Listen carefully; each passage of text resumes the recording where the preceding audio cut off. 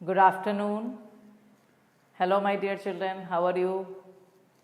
We are you are having the chemistry class after I think 9 to 10 days, correct? The last class we took it on Tuesday. Then the next Tuesday it was a holiday. So I think nearly 10 to 11 days के बाद अपन मिल रहे हैं. And I hope कि आपने शुरू के जो 2-3 lectures थे वो अच्छी तरह देख लिए होंगे, क्योंकि नॉर्मली एक से एक जुड़ा रहता है केमिस्ट्री में या किसी भी सब्जेक्ट में. Science subjects are always like this. तो आई होप कि आपने ये काम कर लिया होगा. जैसे आपको पता है कि स्टार्टिंग में अपन ने क्या स्टार्ट किया था, मतलब चैप्टर कैसे स्टार्ट किया था. पहली वीडियो आपको पता था इंट्रोडक्शन थी. सेकेंड वीडियो जो आपकी स्टार्ट हुई थी उसके अंदर आपको फिर इंट्रोडक्शन था थोड़ा, लेकिन साथ में इलेक्ट्रॉन की डिस्कवरी अपन ने करी थी कैथोड रे डिस्चार्ज ट्यूब में. उसके बाद सेकंड वाले में हमने E/m रेशियो ऑफ इलेक्ट्रॉन निकाला था. याद है आपको अपन ने क्या निकाला था? E/m रेशियो, मतलब charge by mass ratio of electron. उसी में मैंने आपको कुछ स्पेशल पॉइंट्स बताए थे, यानी कुछ चार्जेस और मैग्नीट्यूड याद करवाए थे. जैसे मैंने आपको मास ऑफ इलेक्ट्रॉन याद करवाया था. Let us revise it. 9.1 × 10⁻31 kg, ये याद होगा आपको. ऐसे ही साथ में मैंने चार्ज ऑफ इलेक्ट्रॉन याद करवाया था जो कि था 1.602 × 10⁻19 कूलम. याद है? तो चार्ज ऑफ इलेक्ट्रॉन याद करवाई थी 1.602 × 10⁻19 कूलम. और उसके बाद अपन ने E/m रेशियो निकाला था. याद होगा आपको, कैथोड रे ट्यूब से अपन ने डिफ्लेक्शन करा था रे का. ABC 3 पॉइंट थे, तो वो भी हमने निकाल लिया था 1.76 × 10⁻11. Correct? Coulomb charge by mass gram, coulomb by gram. तो ये सब हमने कर लिया था. अब हमें यहाँ तक ये बात पता है कि जो डेल्टन ने हमसे कहा था, डेल्टन थ्योरी जो हमारी थी, जिसके अकॉर्डिंग ये बोला जा रहा था कि डेल्टन्स कहते थे कि एटम इज़ इनडिविजिबल है. ये चीज़ सबको समझ आ गई कि ये गलत बात है, क्योंकि उसके अंदर इलेक्ट्रॉन तो निकल गया, लेकिन इलेक्ट्रॉन निकलने के साथ आज हमारा जो एक्चुअल टॉपिक है वो है डिस्कवरी ऑफ प्रोटॉन, और साथ में न्यूट्रॉन भी अपन डिस्कस करेंगे. तो यहाँ पर मतलब क्या समझाना चाह रही हूँ मैं कि मतलब why scientist thought about proton. क्योंकि किसी भी एक जगह पे एक खाली नेगेटिव चार्ज होना, ये कॉन्सेप्ट बिल्कुल भी एक्सेप्टेबल नहीं है. क्योंकि अगर खाली नेगेटिव चार्ज बेटा हो रही है तो आपस में नेगेटिव नेगेटिव पूरे टाइम रिपेल करे जाएंगे और एटम अनस्टेबल हो जाएगा. तो ये सब बातें दिमाग में थी साइंटिस्ट के. इसीलिए साइंटिस्ट ने क्या मतलब चलाया दिमाग कि भाई कोई ना कोई और चीज़ भी हो सकती है जो इलेक्ट्रॉन से अपोजिट चार्ज वाली होगी. अब मैं तुम्हें इसकी थोड़ी सी स्टार्टिंग बताती हूँ. बुक में इतना दिया नहीं है इसके बारे में, बहुत शॉर्ट में करके उन्होंने कवर कर लिया टॉपिक, लेकिन मैं तुम्हें बताना चाहूँगी कि ये डिस्कवरी हुई कैसी.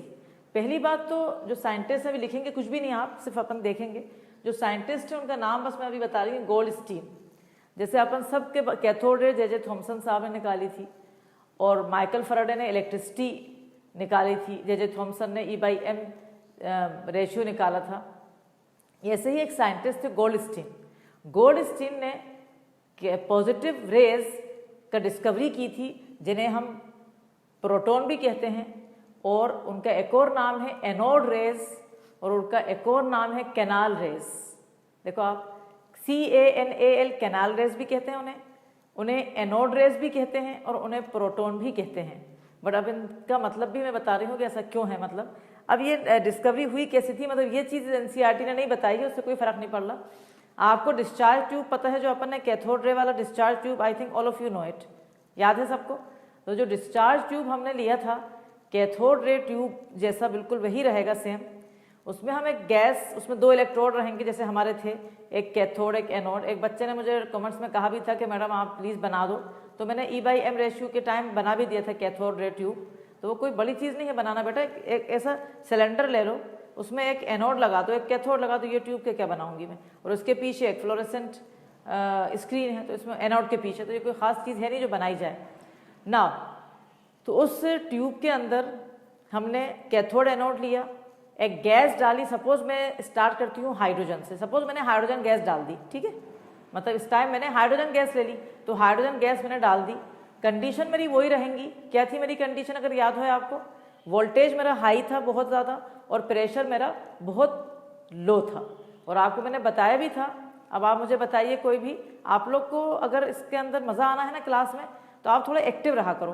कमेंट में जल्दी से मुझे बताओ कि हाई वोल्टेज और लो प्रेशर से क्या होगा गैस का। एक वर्ड है बस, वो लिख दो जल्दी से। I am waiting for 1 minute. When high voltage and low pressure is applied, then what will be taking place inside? क्या फिनोमेना हो रहा है अंदर, क्या हो रहा है गैस का? गैस क्या हो जाएगी गैस? वेरी गुड, गैस क्या हो जाएगी? आयोनाइज। तो ionisation of the gas takes place where? Inside your discharge tube. अब जब आयोनाइज हो गई, आयोनाइज का मतलब मैंने बता दिया था आपको, इलेक्ट्रॉन बाहर चला जाना। आयोनाइज यानी इलेक्ट्रॉन बाहर चला जाना। अब जैसे अगर मेरे पास हाइड्रोजन है तो H के पास एक ही इलेक्ट्रॉन होता है, वो बाहर चला गया, H gives H positive plus 1 electron. समझ आई? एक हाइड्रोजन ने एक इलेक्ट्रॉन दे दिया, जब इलेक्ट्रॉन दे दिया तो उसके ऊपर कौन सी चार्ज आ गई? Positive charge. ये एक हाइड्रोजन की बात की जा रही है, और आपके पास बहुत से हाइड्रोजन है क्योंकि आपने तो पूरी गैस डाली है 1 मोल जैसे। अवोगाड्रो नंबर ऑफ पार्टिकल्स हैं, तो इस तरह से इस कंडीशन में बहुत से हज़ारों लाखों हाइड्रोजन एटम्स आयोनाइज हो जाएंगे। तो वहाँ पर मेरे पास उस डिस्चार्ज ट्यूब में क्या हो जाएगा?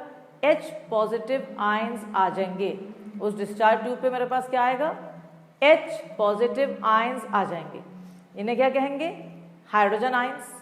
और इन हाइड्रोजन आयंस को कहा जाता है प्रोटॉन। ये स्मॉलेस्ट, सबसे छोटा positive particle, smallest positive particle जो है, इसे कहा जाता है प्रोटॉन। यहाँ से डिस्कवरी शुरू हुई थी काहे की? प्रोटॉन की। डिस्कवरी ऑफ प्रोटॉन बिल्कुल सिंपल है। Same discharge tube, same cathode anode, but the gas this time is hydrogen gas. At high voltage and low pressure it ionizes to give you H positive ion. These H positive ions are called proton. अब मैं काम करती हूँ, इतना ज़्यादा जब बहुत theory हो जाएगी तो तुम परेशान हो लोगे लिखने में, थोड़ा थोड़ा लिखवाते जाते हैं, ठीक है? तो आप एक काम करो, अपना पेन उठाओ और पेन उठा के सबसे पहले आप साइड डेट तो डालते हैं अपन कि आज कौन सी डेट है, आप सबसे पहले अपनी कॉपी में डाल दें। जो आप जिस कॉपी में आप लिख रहे हैं उसमें डेट डालिए, आज 30 मई, 30th of मई 30/5 कर दो। और उसके अंदर सबसे पहले साइड हेडिंग डलेगी discovery of proton. Okay, so the first side heading will be discovery of proton. ये सबसे पहले साइड हेडिंग हो गई हमारी। इसके अंदर पहला पॉइंट पूरी क्लास 7 लिखेगी मेरे। फर्स्ट इसमें पॉइंट से मैंने दे दी ताकि इजीली याद हो जाए। 1 लिखो, proton was discovered by Goldstein. Proton was discovered by Goldstein, STEIN, Goldstein। तो proton was discovered by Goldstein, ठीक है, STEIN, Goldstein। ये प्रोटॉन की डिस्कवरी हो गई गोल्डस्टीन से। उसके बाद सेकंड पॉइंट पहले लिखो, नहीं सुन लो। प्रोटॉन was discovered, कहाँ डिस्कवर हुआ था? इन मॉडिफाइड कैथोड रे ट्यूब। कहाँ डिस्कवर हुआ था ये? कैथोड रे ट्यूब में। थोड़ा मॉडिफिकेशन दे दिया होगा उसे। These particles are positively charge, ये पॉजिटिवली चार्ज पार्टिकल थे, and are known as canal rays. इनको क्या कहते हैं? अभी मैंने बताया था, इनको कैनाल रेज भी कहा जाता है। तो सेकंड पॉइंट आप लिखेंगे मेरे साथ, proton was discovered, fast, proton was discovered in modified cathode ray tube. Proton was discovered in modified cathode ray tube. Modified लिखो नहीं, जब भी चलेगा, मतलब कैथोड रे ट्यूब में। दीज कॉमा लगा के, these particles are positively charge. ये खास बात है इनकी कि ये पार्टिकल्स क्या हैं? These particles are positively charge, पे आप अंडरलाइन कर सकते हो। These particles are positively charge, क्योंकि इलेक्ट्रॉन से अपोजिट चार्ज है, and are known as canal rays. इनको कहा जाता है CANAL, इनको कहा जाता है canal rays, and are known as canal rays. Underline canal rays, ठीक है? यहां तक समझ गए? ये 2 पॉइंट लिख लिए अपन ने, एक मिनट पेन रख दो। अब जो पॉजिटिवली चार्ज आयंस हैं बेटा, ये खाली प्रोटॉन नहीं होते, खाली H पॉजिटिव नहीं होते। ये कोई सी भी गैस भर सकते हो तुम, लेकिन सबसे पहले जो गोल्डस्टीन ने अपना ऑब्जर्वेशन देखा था वो हाइड्रोजन गैस का आयोनाइजेशन से देखा था, तो H पॉजिटिव यानी प्रोटॉन। लेकिन अगर मान के चलो सपोज गाइस हमने उस कैथोड रे ट्यूब में फॉर एग्जांपल सोडियम भर दिया। अब फिर मुझे एक क्वेश्चन चाहिए, जल्दी फटाफट जवाब दो, तो मुझे कमेंट्स में लिखो कि यहाँ पर जब सोडियम गैस हमने डाली तो यहाँ पर Na पॉजिटिव आयंस निकलेंगे कि H positive ions? Hurry up, जब गैस को आयोनाइज करोगे तो Na पॉजिटिव निकलेंगे कि H पॉजिटिव? आप पॉजिटिव नहीं लगा पाओगे कमेंट में, आप Na या H लिख दो जल्दी जल्दी। हरी up children, hurry up. Which ion is produced if I am adding sodium in place of hydrogen? Very good. कौन सा आयन निकलेगा? Na positive ions. मतलब पॉजिटिव होंगे वो, लेकिन वो हाइड्रोजन नहीं होगा, वो डिपेंड करेगा काहे पे? जो गैस आपने कैथोड रे में डाली है। और यहीं पर एक बहुत बड़ा पॉइंट आ रहा है जो कि बहुत बहुत इंपॉर्टेंट है, ऑब्जेक्टिव क्वेश्चन इसके ऊपर बन चुके हैं, बहुत ज़बरदस्त पॉइंट है। क्या है वो? कि अगर आप कोई सी भी गैस डालोगे कैथोड रे में तो वो आयोनाइज होएगी तो इलेक्ट्रॉन निकलेगा। भले सोडियम डालोगे जब भी इलेक्ट्रॉन निकलेगा, Na पॉजिटिव और इलेक्ट्रॉन निकलेगा। हाइड्रोजन डालोगे तो H पॉजिटिव और इलेक्ट्रॉन निकलेगा। पोटेशियम डालोगे तो K पॉजिटिव और इलेक्ट्रॉन निकलेगा, यानी इलेक्ट्रॉन तो सेम ही रहेगा ना। यही point if you remember we have done in the previous class कि electron is the universal constituent, है ना। It never depend upon the nature of the gas. कोई सी भी गैस भर दोगे इलेक्ट्रॉन तो सेम ही रहेगा। लेकिन यहां आया पॉइंट मेन, एनोड रेज जो होती हैं, इन्हें एनोड रेज इसलिए कह रहे हैं क्योंकि एनोड से दिख रही हैं आती हुई। जो एनोड रेज होती हैं या कैनाल रेज होती हैं, ये जो पॉजिटिवली चार्ज आयंस होते हैं, they depend upon what? Upon the nature of the gas which is filled in the cathode ray tube. आई बात समझ? This is a very very special point जो डिस्टिंग्विश कर रहा है नेगेटिवली चार्ज पार्टिकल्स को यानी इलेक्ट्रॉन्स को और पॉजिटिवली चार्ज पार्टिकल्स को यानी एनोड रेज या कैनाल रेज, जो भी आप समझो। समझ गए ये वाला पॉइंट? बहुत इंपॉर्टेंट पॉइंट है कि अगर हाइड्रोजन हमने भरा है तो H पॉजिटिव आयन निकलेगा, और H पॉजिटिव को 10 से अपन जानते हैं कि प्रोटॉन होता है। लेकिन अगर मैंने सोडियम डाला तो Na पॉजिटिव निकलेगा। उस वक्त मैं प्रोटॉन नहीं कह सकती, उस वक्त मैं पॉजिटिवली चार्ज रेज कह दूं, ये सबसे सिंपल है, कैनाल रेज कह दूं, या और अच्छा है एनोड रेज कह दूं। अब एक चीज और समझा रही थी जरा सी कि एनोड रेज क्यों कहना है। जैसे ये आपके पास डिस्चार्ज ट्यूब है आपका, ये आपका एनोड है, ये आपका कैथोड है ना। जब ये गैस आयोनाइज हो गई तो इलेक्ट्रॉन बाहर आ गए, तो इलेक्ट्रॉन इस तरफ जा रहा है पॉजिटिव की तरफ, है ना। और पॉजिटिव आयंस का जो मूवमेंट है वो इस साइड हो रहा होगा, उस साइड। तो इसलिए वो एनोड से नहीं निकल रही हैं, वो निकल तो आयोनाइजेशन से ही रही है। वो पॉजिटिव आयंस जो गैस के आयोनाइजेशन से निकले हैं, बट वो एनोड से कैथोड की तरफ दिख रहे हैं जाते हुए, इसलिए उनको कह दिया anode rays. I hope my dear children it is very clear and very simple also. Now all of us start writing the third point, the small and positive ion, the small and positive ion, the small and positive ion was obtained, the small and positive ion was obtained from hydrogen। तो small और positive ion जो था वो कहाँ से निकला था? Hydrogen से। तो the small and positive ion was obtained from hydrogen and is called proton। तो उसको प्रोटॉन कब कहोगे? जब गैस तुमने हाइड्रोजन डाली थी। तो again the small and positive ion was obtained from hydrogen and is called proton, और इसको कहा जाएगा प्रोटॉन। ठीक है बेटा। Now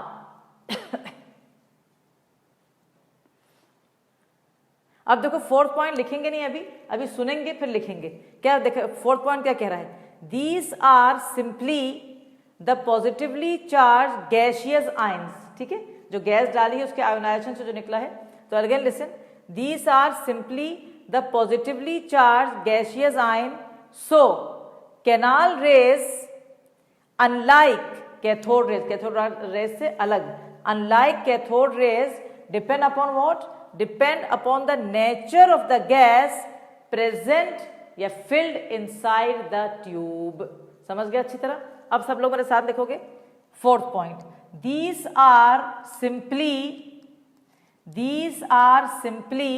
the positively charged gaseous ions। Positively charge gaseous ions को आप अंडरलाइन भी कर सकते हो। तो these are simply the positively charged gaseous ions, these are simply the positively charged gaseous ions, ठीक है, comma, so canal rays unlike cathode rays, canal rays unlike cathode rays, cathode ray के अलावा मतलब unlike cathode rays depend upon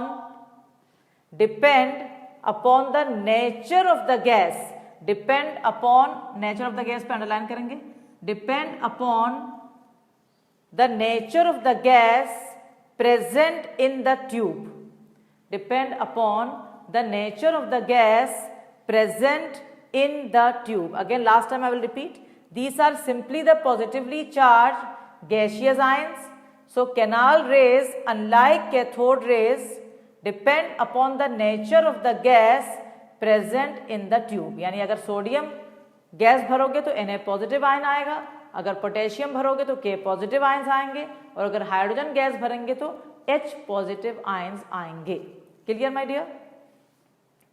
अब जैसे एक चीज और है, दो चीजें, मतलब एक तो उनका नेचर ऑफ द गैस पे डिपेंड करती है रेस।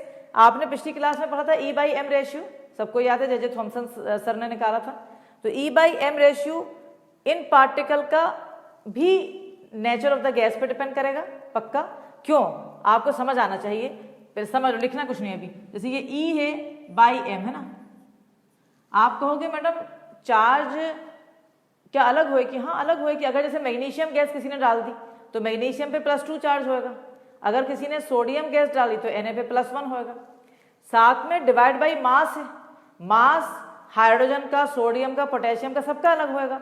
तो इसीलिए एनोड रेस का E/M रेशियो भी, जैसे इलेक्ट्रॉन का E/M रेशियो फिक्स था, अपन ने नंबर भी याद कर लिए 1.76, इसका E/M रेशियो की वैल्यू फिक्स नहीं है।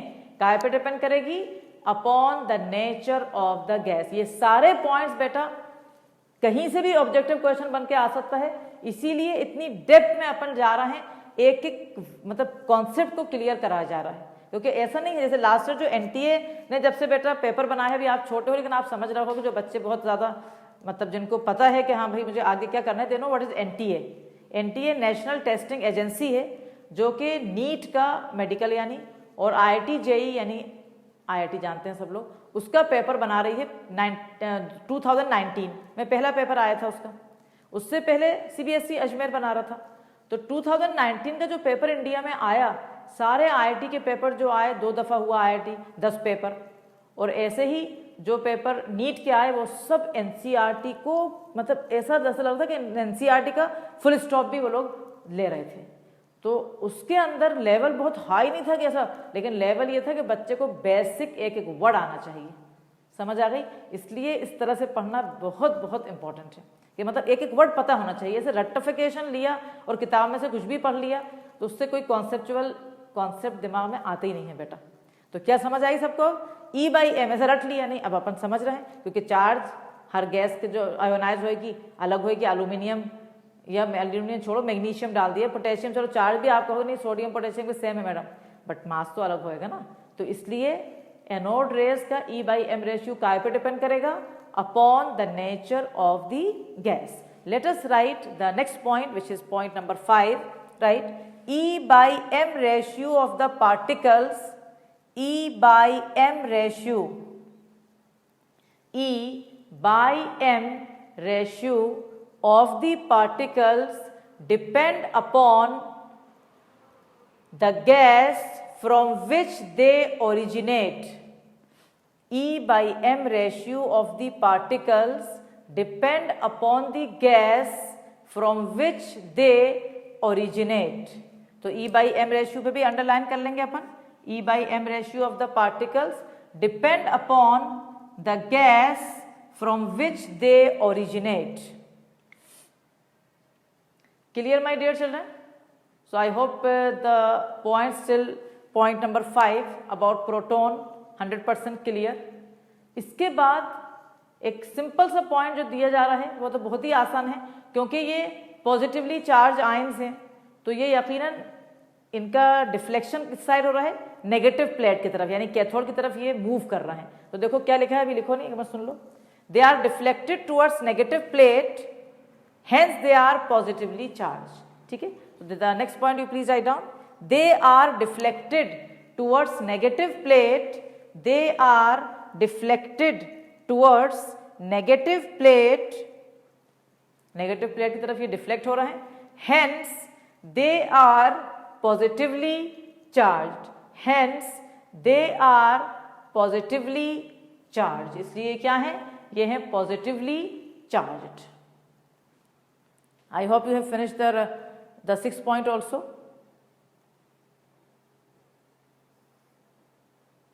हो गया। अब एक पॉइंट अपन ने लिखा नहीं है बट अपन ने समझा दी थे, बट लिखवा भी देते हैं। वही वाला पॉइंट, ये आया कहाँ से, जैसे कभी आप पढ़ो तो एकदम से कंफ्यूज नहीं हो जाओगे यार ये आया कहाँ से है, तो कोई टेंशन नहीं है, बहुत सिंपल है कि जब गैस आयोनाइज हो रही थी डिस्चार्ज ट्यूब में तो ये आयंस प्रोड्यूस हुए थे। तो लास्ट पॉइंट अपन ने यहाँ लिखा नहीं है बट आप लिख दो 7 कर दो, यहाँ पर मैं डिक्टेट कर देती हूँ, you right 7, right? When the gas ionizes in the tube, when the gas ionizes in the tube, 7, you are writing 7 point. When the gas ionizes inside the tube, then the positive ions, then the positive ions move from anode to cathode, then the positive ions move from anode to cathode in the form of rays, in the form of rays। ये किस form में जा रहे हैं, in the form of rays के form में जाते हैं जब गैस आयोनाइज होती है डिस्चार्ज ट्यूब में। So this is all about discovery of proton. Proton की डिस्कवरी इतनी ही हमारे पास है, समझ गए बेटा। अब अपन नेक्स्ट टॉपिक ले रहे हैं। नेक्स्ट टॉपिक में कोई बड़ी चीज नहीं है, जो आप नेक्स्ट टॉपिक ले रहे हो वो भी यही है, बस अब इसके अंदर जरा से समझो जो मैं समझा रही हूँ आपको, मिटाते मिटाते मैं आपको एक चीज समझा रही हूँ। जब देखा गया कि एटम एक न्यूट्रल चीज है और उसके अंदर प्रोटॉन है पॉजिटिवली चार्ज और इलेक्ट्रॉन्स हैं जो कि क्या है बेटा, नेगेटिवली चार्ज है ना। प्रोटॉन क्या है हमारे, पॉजिटिवली चार्ज, और इलेक्ट्रॉन हमारे क्या है, नेगेटिवली चार्ज। लेकिन एक डिस्कवरी हुई जिससे पता ये चला कि जो प्रोटॉन्स हैं जो पॉजिटिवली चार्ज हैं ये रहते हैं न्यूक्लियस के अंदर। कहाँ रहते हैं ये, न्यूक्लियस। ये अभी जैसे तुम लोगों को तो पता है, 9th क्लास से आ रहा हो, यकीनन पता है ये बात, तो न्यूक्लियस के अंदर ये रहते हैं। तो ये चीज़ बड़ी परेशान करी साइंटिस्ट को कि एक न्यूक्लियस, उसमें अगर इतने सारे पॉजिटिव आयन साथ हैं तो उनमें बहुत ज़्यादा रिपल्शन होएगा और एटम का एग्जिस्टेंस होएगा ही नहीं, कोलैप्स हो जाएगा, पूरी दुनिया ख़त्म हो जाएगी। क्योंकि पूरी दुनिया क्या है, एटम से ही बनी हुई है, आपकी पूरी बॉडी एटम से बनी है। अगर पूरी तरफ रिपल्शन हो रहा है तो कोलैप्स हो जाएगा, करेक्ट। तो इसलिए दिमाग चला साइंटिस्ट का कि कुछ और भी पार्टिकल होएगा जो कि न्यूट्रल होएगा, जो कि इस मतलब कोलिजन को रोकेगा। और मैं एक छोटी सी रिक्वेस्ट कर रही हूँ मेरे बहुत ही प्यारे बच्चों से, क्योंकि एक्चुअली बेटा आपसे हम मिल नहीं पाए हैं ना, तो थोड़े से सिंसियर बिहेवियर करिए please. I am requesting you my dear children, when you meet me ना, you will like my classes 100%, इतना कि तुम कभी सोचोगे भी नहीं कि कहीं और किसी भी जगह तुम जाने का सोच ही नहीं सकते। मुझे ये बात पता है, क्योंकि जो एटमॉस्फेयर अपने यहाँ है वो बहुत ही अच्छा एटमॉस्फेयर है। लेकिन मतलब मैं थोड़ा सा, I don't want two point out any name और एनीथिंग, बट मैं मतलब व्हाट्सएप पे जब आप लोग, नॉट व्हाट्सएप, जब प्रीमियर में चल रही होती है क्लास, तो उस टाइम जब टीचर आपका पढ़ा रहा होता है उस टाइम मैंने कुछ, क्योंकि मैं सारी क्लासेस बेटा अटेंड करती हूँ, फिजिक्स की भी करती हूँ, मैथ्स की भी करती हूँ, बायो की भी करती हूँ और अपनी तो करती ही करती हूँ, क्योंकि मैं इस कोचिंग की बेटा अगर हेड हूँ तो मेरा रिस्पॉन्सिबिलिटी है कि मैं सबसे पहले 101% इज्जत दूँ अपने टीचर्स की। तो मेहरबानी करके my request to you, you should remember, don't write in the premier, movie चल रही है, आप कुछ भी कह रहे हो, हमें ये समझ नहीं आया, ये क्या था, don't do like this, don't do it, because I am telling to you, ये why this institute is at the top in the city, you know why, because I have 100 not million time respect to my faculty. अगर आप अपने teachers की respect करोगे तो God आपको education top तक देगा, और अगर आप रिस्पेक्ट ही नहीं कर रहे हो अपने टीचर्स की या अटेंड ही नहीं कर रहे हो क्लासेस, तो गॉड कभी भी आपको एजुकेशन नहीं देगा, है ना। तो don't take it for granted. आप कभी कोई मेरी एक क्लास कोई सी भी केमिस्ट्री की 12th में कभी आके देखना 5 मिनट के लिए, देखो किस तरह से बच्चे रिस्पॉन्स कर रहे हैं, किस तरह से बच्चे पूरे प्रेजेंट रहते हैं उसमें। तो आप भी बेटा इस कोचिंग के जूनियर हो, आप भी 12th में आके और आगे जाके आप किसी बहुत अच्छी जगह, प्रेस्टीजियस जगह आपको मिलेगी, आपको हमेशा एक टैग लगेगा, you are from DSC, so please take care of this, okay. I am requesting, like in behalf of all my teachers, I am requesting you, you please attend all the classes in Premier and don't write any comments there which is not acceptable, because you are a highly educated and belonging to very very good and respectful families, okay my dear children, please remember this. Now तो अब समझ आ गया discovery of neutron कैसे अपन करेंगे। तो अब next heading हमारी जो आ रही है वो हमारी आएगी डिस्कवरी ऑफ न्यूट्रॉन। तो please right on the next heading, discovery of actually the pen is not working, and this the main problem we are having my dear children, that even the pens are not available in the market, is closed. Discovery of neutron, okay, discovery of neutron. Neutron का symbol N है, ठीक है। Electron का symbol यहां लिख के बताती हूँ, E था नेगेटिव, प्रोटॉन का P था, है ना। ये अपन ने सिंबल्स भी देख लेते हैं जो हमने सिंबल्स पढ़े थे। तो ये आप अब डिस्कवरी ऑफ न्यूट्रॉन अपन ले रहे हैं, और डिस्कवरी ऑफ न्यूट्रॉन में सबसे पहले मुझे लग रहा है कि मैं आपको एक चीज़ बताऊं, उस साइंटिस्ट का नाम, क्योंकि हर दफ़ा अपन ने कहा कि साइंटिस्ट हो सकता है जीके के पेपर में आए, आगे जाके कोई भी पेपर दो, लेकिन ऐसा नहीं है कि केमिस्ट्री के पेपर में बहुत ज़्यादा कोई पूछेगा, बट हमें मालूम होना चाहिए। तो गोल्डस्टीन ने क्या निकाला था बताओ, प्रोटॉन, है ना, पॉजिटिव रेज। R.M. मिलिकन ने चार्ज निकाली थी, J.J. थॉमसन सर ने E/m रेशियो निकाला था, माइकल फैराडे ने इलेक्ट्रॉन का कॉन्सेप्ट दिया था इलेक्ट्रिसिटी का, और यहाँ पर चैडविक, साइंटिस्ट का नाम क्या है, चैडविक, एक साइंटिस्ट थे जिन्होंने न्यूट्रॉन डिस्कवर किया था। So first point we will be writing, I will check only the spelling, I want that it be 100% correct. So they have not given, they have given 1932. So write the first point for discovery of neutron in 1932, Chadwick, okay, underline Chadwick. In 1932, Chadwick discovered the neutron.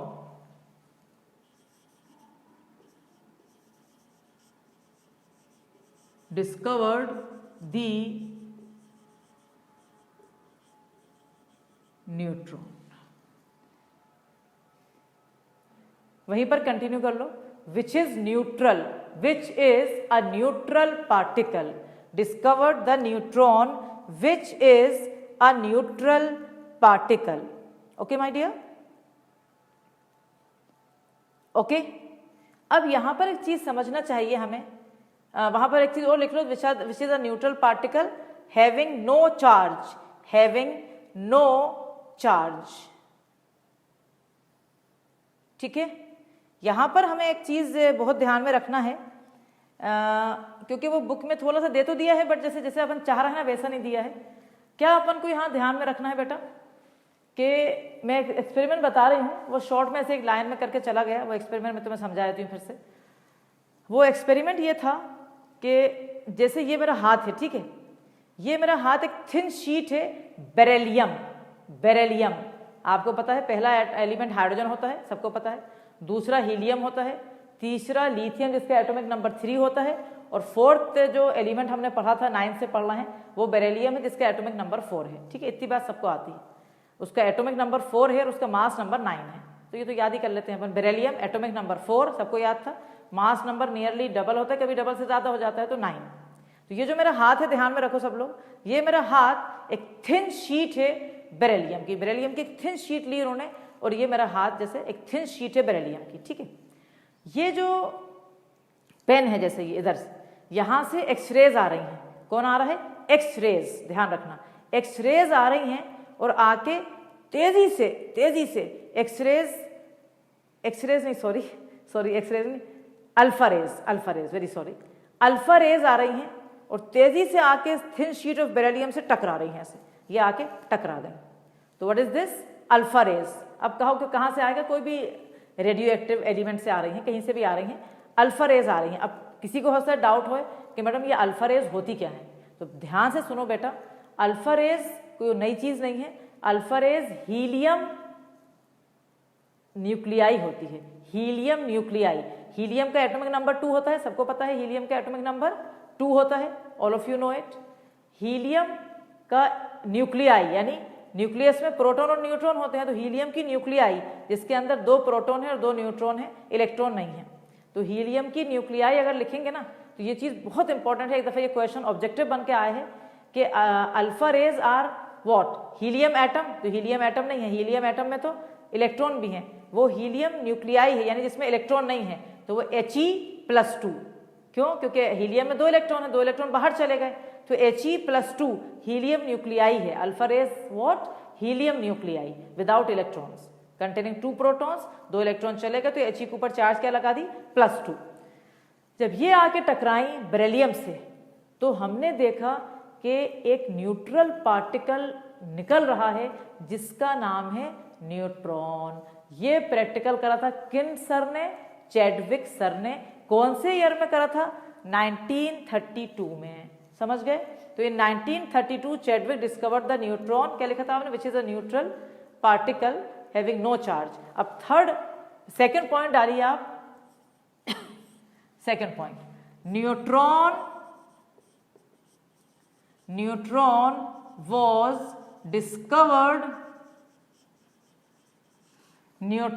was discovered when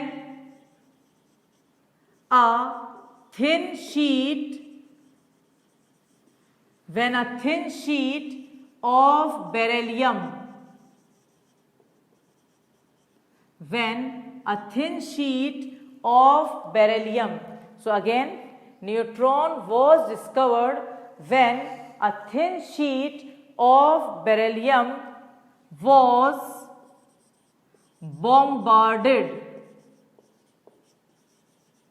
टकराई, तेजी से टकराना। So neutron was discovered when a thin sheet of beryllium was bombarded with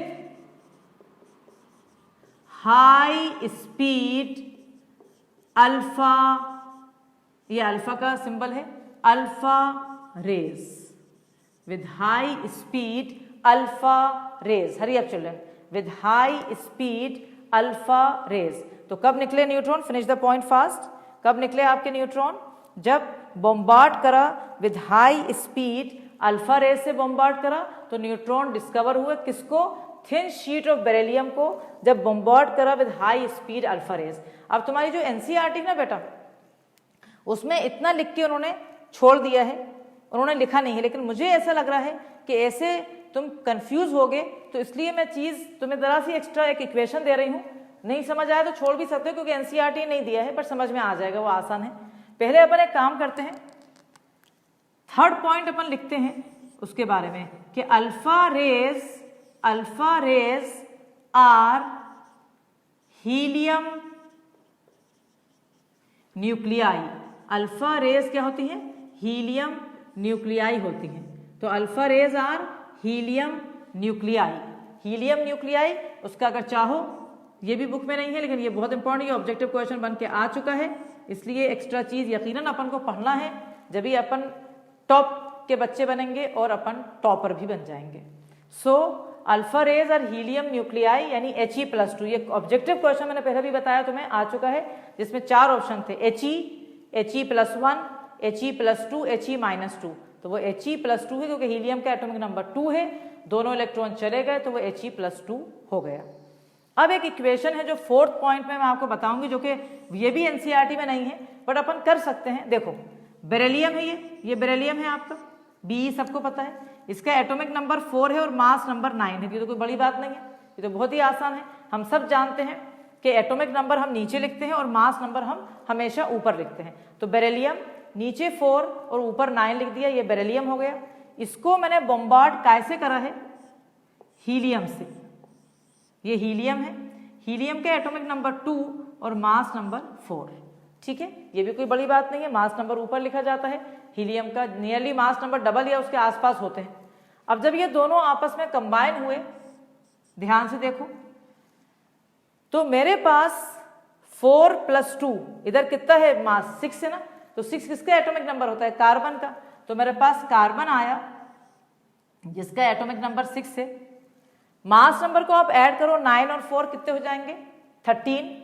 लेकिन यहां मेरा carbon का mass number 12 होता है। तो अब क्या हुआ, साथ में क्या निकला मेरा? N। What is N? N signify neutron, और न्यूट्रॉन का अपन ने बताया था उसकी चार्ज नहीं होती। तो N नीचे क्या आएगा? 0 और ऊपर क्या आएगा? 1। ये जो है आपका क्या सिग्निफाई कर रहा है बेटा? ये आपका सिग्निफाई कर रहा है न्यूट्रॉन। ये आपका सिग्निफाई कर रहा है क्या? न्यूट्रॉन। तो अगर कोई पूछे कि न्यूट्रॉन का सिंबल क्या है, तो N01, N01 इज न्यूट्रॉन। और अगर ये नहीं करना तो ये एनसीईआरटी में नहीं है, लेकिन कर लो तो अच्छा है। तो please write down this, hurry up, write down this. इसके बाद मैं आपको सारे एक टेबुलर फॉर्म में अपन चार्जेस और मासेस इन सब एटॉमिक पार्टिकल्स के निकालेंगे, क्योंकि ये डिस्कवरीज अब जहां देखे जाए तो खत्म हो गई हैं। Hurry up, please finish this. अब इसके बाद 1 मिनट बाद अपन लिखते हैं सारे पार्टिकल्स के मास और charge. So I hope that you have finish all this. अब अपन आपको थोड़ा सा इलेक्ट्रॉन के चार्ज, ठीक है,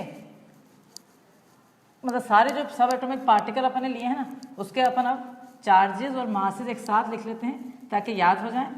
और आज अपन फिर यही ख़त्म कर देंगे ताकि नया टॉपिक फिर अपन अगली क्लास से शुरू करेंगे।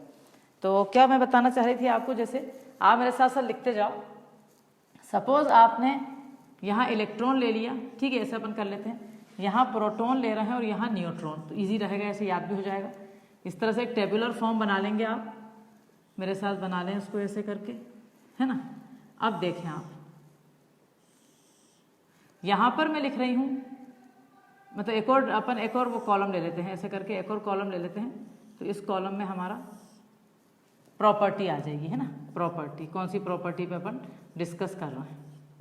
अब जैसे यहाँ हम ले रहे हैं सपोज चार्ज, यहाँ मैं चार्ज ले रही हूँ। तो अगर मैं यहाँ चार्ज ले रही हूँ पहला, तो इलेक्ट्रॉन का चार्ज क्या है? माइनस में इंडिकेट करेंगे 1.602 इंटू 10⁻⁻19। 1.602 इंटू 10⁻⁻19। प्रोटॉन का सेम चार्ज है, बस प्लस में आएगा। 1.602 इंटू 10⁻⁻19। तो कितना आसान हो गया, ऐसे याद करना। लास्ट क्लास में इलेक्ट्रॉन का याद करवा दिया था मैंने। तो 1.602 इंटू 10⁻⁻19 कूलम इलेक्ट्रॉन का था। सेम प्रोटॉन का याद करो, ये चार्ज है, सेम प्रोटॉन की चार्ज है प्लस में, और न्यूट्रॉन की चार्ज लिखो 0।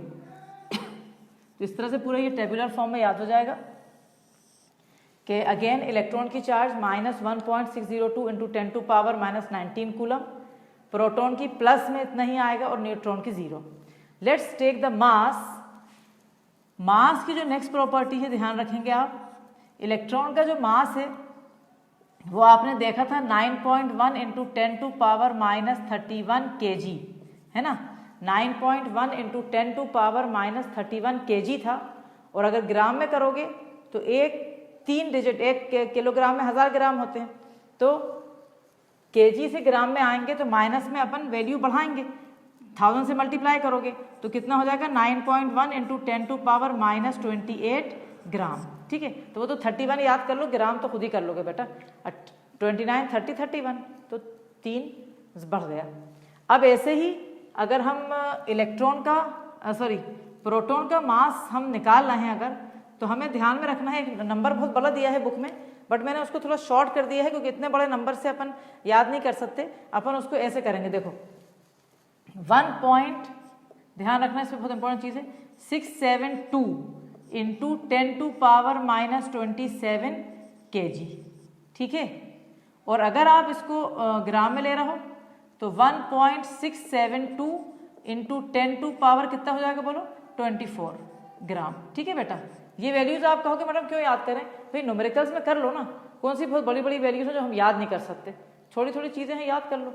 अब ऐसे ही न्यूट्रॉन का देखो कितना आसान है, जरा सा फर्क है बस, 1.674, ये 2 है यहाँ 4 है, सब बाकी पूरा पावर सेम रहेगा, -27 kg या 1.674 इंटू 10 टू पावर -24 ग्राम। तो इसके ऊपर एक क्वेश्चन ऑब्जेक्टिव बन के आया था, सोचो कितनी बारीकी होती है पढ़ाई में। एक क्वेश्चन एक दफा ऑब्जेक्टिव बन के आया था कि न्यूट्रॉन और प्रोटॉन का mass equal, greater, lesser, none of the above. तो याद रखो बिल्कुल एक जैसा लग रहा है, लेकिन 4th डिजिट पे आके न्यूट्रॉन का मास थोड़ा सा प्रोटॉन से बेटा ज्यादा होता है। तो अपन इस टेबल के नीचे एक लाइन लिखेंगे, मास ऑफ न्यूट्रॉन